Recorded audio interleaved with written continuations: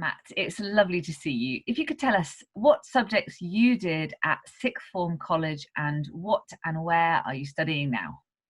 I did maths, further maths, physics and computer science, and now I'm doing maths at Imperial. Wow, so that sounds like a very tough set of A levels. How did they go at sixth form college for you? Yeah, they went okay. It's a lot of work, but a lot of the subjects are quite similar, so it's not too bad. Fantastic, yeah. And so when you were at sixth form college, did you always know you were a really high achiever?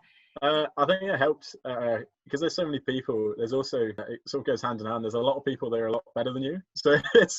I think I sort of had the counter problem. I felt a bit out of my depth for quite a while at the start, especially because of maths and further maths. So it's the fast track course.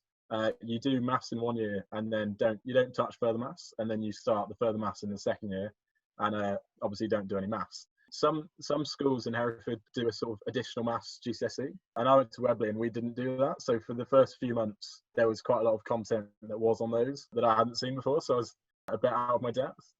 And there's a big part of the maths A level is a part called mechanics, and that was certainly a big change from anything I'd seen before. I remember the sort of average mark for the first few exams for me and a lot of the others was about 40%, if that. So there was a good deal of work to do there. At what stage did you kind of realise you were going to be applying to those top universities? I don't know when I actually first heard of Imperial, because I don't know, through high school, I wasn't really ever thinking about universities. I don't think I could say I'd have heard of Imperial back then. I'd say probably about midway through the first year, I started to maybe start to look at a few different universities, and then probably saw Imperial. I don't know, I've always liked London, so I thought that was quite a big thing. So two of the universities I applied to were UCL and Imperial, because I was quite set on a London university. Fantastic. And so presumably you had to do the MAT. Yeah. And so how did the prep go for that? It was tough. I mean, I remember the first thing I did was Joe, one of my maths teachers, he sort of printed off this big pile of past papers for the admissions test. And I remember, I think it was after the first year was finished, that he sort of said over summer you should start looking at these. It's a bit of a double-edged sword, because doing past papers is a great way to prepare for them, but there's only a pretty limited amount of them. He was quite big on telling us not to do them all at once, and I think I was probably the other end of that. I may have left them a bit late, but there were people in the opposite situation who had all of them done by summer, and then they were struggling equally as much with no resources. So I think it's finding the balance between them. But past paper is definitely the way to go. I mean, it's pretty generic, but it's true. And what kind of tips would you give for prepping? Is the maths really hard, or what kind of maths is it? I mean, I thought it was really hard. I'm sure some people would find it easy if they. I don't think so. So with admissions tests, obviously for Cambridge there's STEP, and I think a lot of people, and the MAT is for Imperial, Warwick, Oxford, and I think Lancaster maybe have started using it. So it's a lot easier in comparison to STEP, but it's still a big step up from the A level content. But the interesting thing about the MAT is it's based off first year maths content, because Oxford, who run it, they have their system with if your school doesn't offer further maths, they still try and let you in. So it's a pretty inclusive paper in that sense, because it's just first level content. Because they use it for computer science as well, a lot of it's quite logical. The questions do change in nature.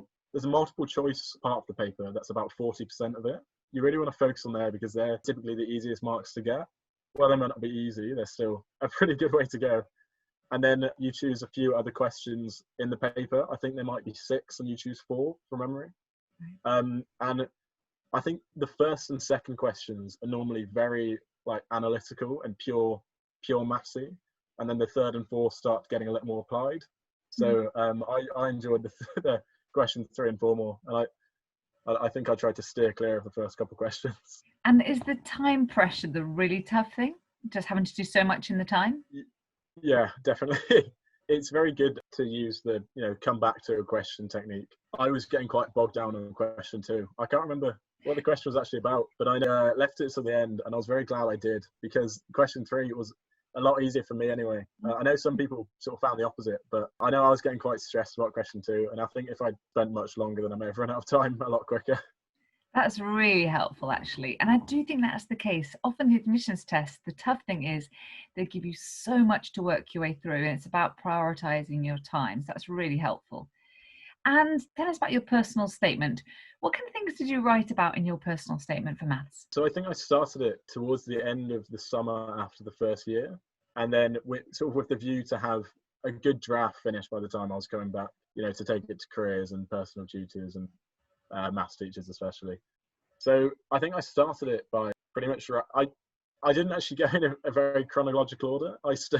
Because at first there was one thing I knew I wanted to write about, which was Fermat's last theorem. It's a pretty popular book for people who want to study maths, and I'd sort of read about it, wondering if it was all a bit hyped up. But no, I did actually enjoy it just as much. So I knew I wanted to write about that because it's something that I can actually speak pretty passionately about without lying, really. So that was the first sort of paragraph that went down. I sort of worked back up, and the introduction was actually the last thing I ended up writing.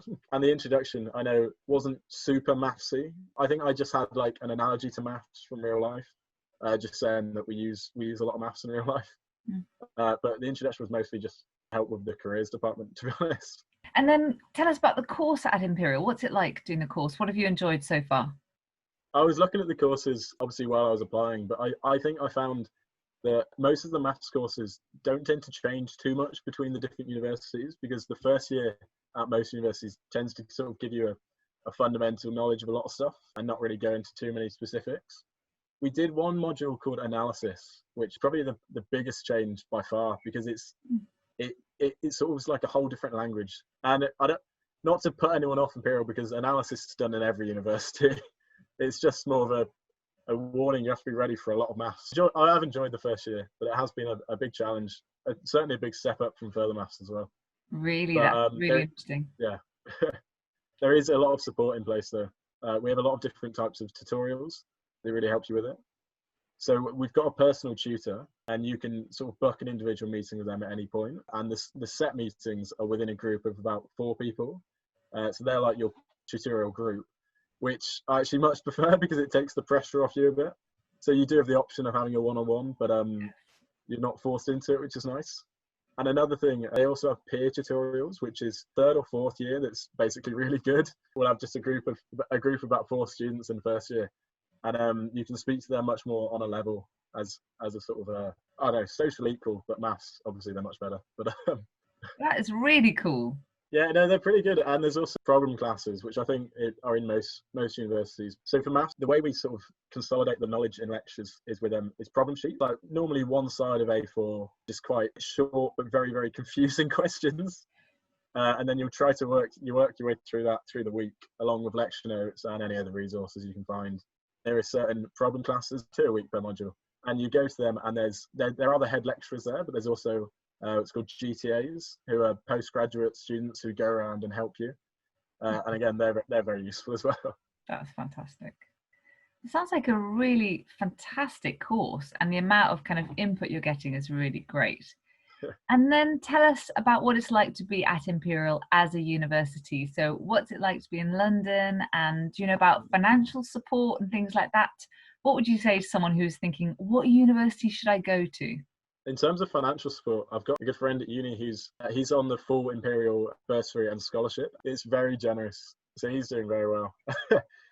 In terms of living in London in general, obviously price is a bit of a concern, but you can do it pretty smart. I mean, the best way I think is don't eat out that much. That's a pretty easy one. I do absolutely love it. They've got this like main building in the middle of the campus called Queen's Tower. It's just this really tall, as you'd expect, tower. And from about, I think, 5 p.m. onwards, they light it up in like sort of rainbow colours, and it alternates.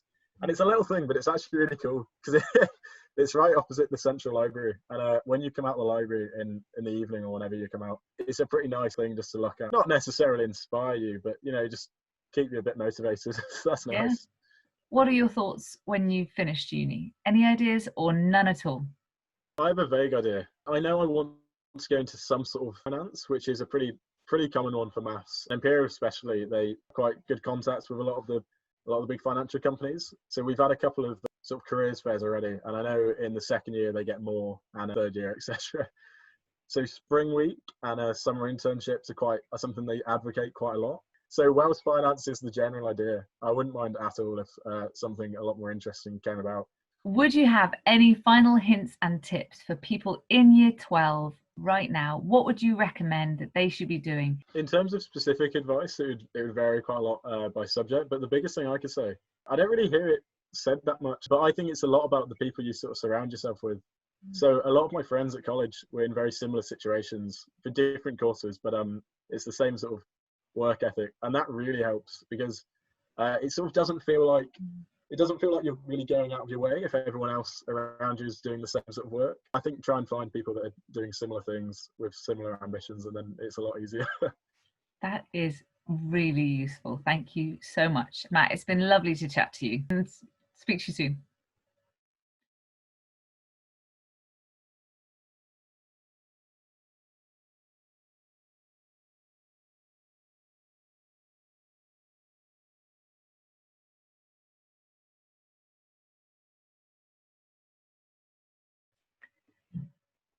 And so is Imperial Yeah, just throw it in the middle.